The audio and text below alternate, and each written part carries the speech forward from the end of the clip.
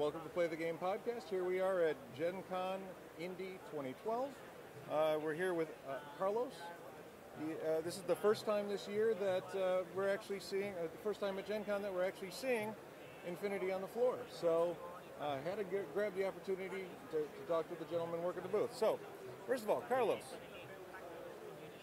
give us a little background on, or tell us about Infinity the game.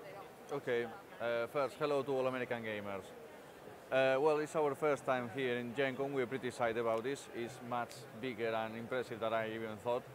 Infinity the game is a game that its fluff is set in 175 years into the future. It's sci-fi, but it also has armies like Ariadna, which their aesthetic is contemporary. Well, humanity has spread between the stars. You know, they have colonized another planets. They are fighting for resources because humanity is always fighting for resources.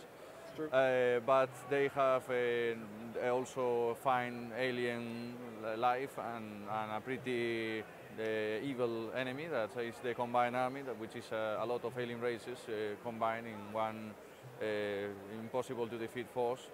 And we are now pretty excited because we are releasing a new book, the campaign book, that adds more troops to the already existing armies, a new faction, which are the Toha. I think the coolest part of the book is the experience system and the campaign system that allows the player to upgrade their armies or even upgrade certain figures, the SP Corps. And well, I was talking to a fan right now. It makes the game much more, I don't know the words, but after a few battles, every army seems to be much more different than any other players because it's about the decisions that you make during the campaign. So it's pretty fun to play. In particular, what makes Infinity different than some of the other tabletop miniature games? I know you guys you have the tagline, everybody gets a turn. Well, it's always your turn, is the tagline. It's always your turn, yeah. Sorry, thank you. Well, I don't know about the other games. I know what are the strong points about Infinity that people come to us and tell us. Is low model count, so that makes easier and affordable to make an army for. Because, small squads. Yeah, because with a starter pack you can play, but just by buying a few more miniatures you will reach 300 points, which is the standard of the game. Also, we have many tools in our website. We have a free army maker and a Wikipedia of the rules, and they both hyperlink. You click on the army maker, it leads you to the Wikipedia. You can see the rules, easy to understand. The rules are also downloadable for free in our website, so you can download a PDF. So it's pretty affordable. It's easy to jump in. There are also tutorial videos in YouTube, so you can learn the basic easily. There are a lot of helping tools for the new players. So that's a strong point also. And the quality of the miniatures is pretty damn high. I really mean it. I guess that like 80% of the efforts of this company is to make the miniatures better and better.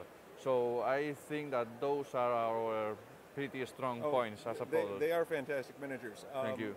Who are your sculptors? Well, right now, actually, our sculptors are all Spanish, but it's just a casualty. We also have French and American sculptors. Right now, José Luis Roig is the sculptor for the Pan-Oceania Army and the new faction, the Toha.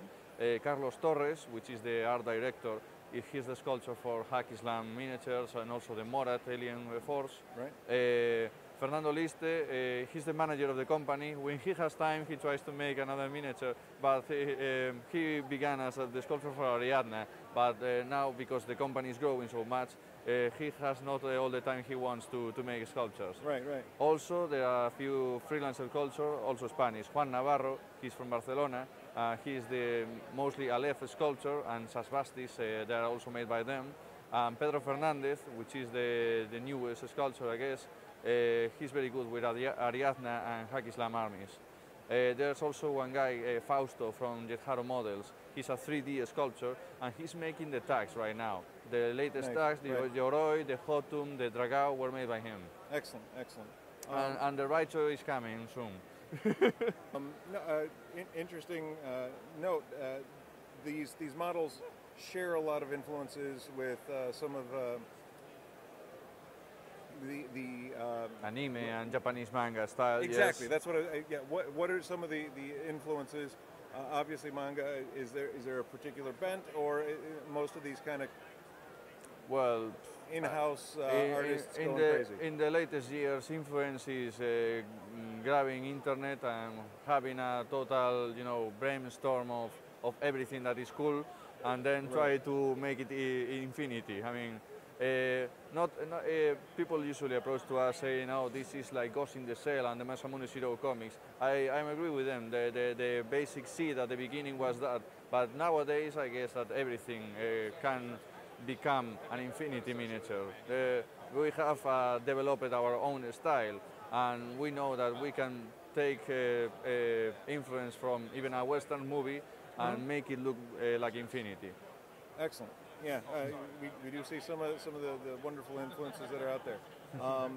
So this is actually your first time at Gen Con. Yes. So how did that come about? Why this year and not previous years, or why not next year? Well, we would like to have been here past year, but well, the help of Romeo and the people from Battle Farm, who also help us managing everything about making us time here. But the reasons why we are in Gen Con is because we have experienced since 2010 a huge raise of the sales, especially in the UK and USA. So it was obvious. I know I've spent a lot of money on them already. Thank you. It was obvious that we have to have more communication and take more care of the USA community of gamers. We would like to really being able to travel here more usually, because it's obvious that the Americans are really getting into infinity. The company is growing so much because of this, and we have plans for coming next year also. Excellent. So it's good to see you here, and I'm glad you can answer questions not only for us but for everybody else. Last question: what's next in the pipe for Infinity? Or you're not allowed to tell? Yeah, well, there are certain things that we have to, take care of the timing for making, another announcement, like we did with the campaign book, which has its own trailer, and the timing is very important for when communicating that kind of stuff. But it's obvious that we have the next band of sectoral armies there, waiting to be announced and have their own book.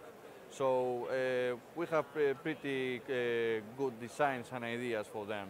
So the already existing faction, Hack Islam, which now has the Assassin Persian themed sectorial and the Turkish Kapukalki sectorial, will get in the future, the Arabic sectorial army and the Khan sectorial army, and they're just there waiting to be finally designed and turned into miniatures. Excellent. Excellent. All right, so this is Carlos with Infinity, and this is John with Play the Game Podcast. Make sure to check out the Infinity on, once again, the web address? infinitythegame.com. There you go. Thanks for joining us. Check out next time.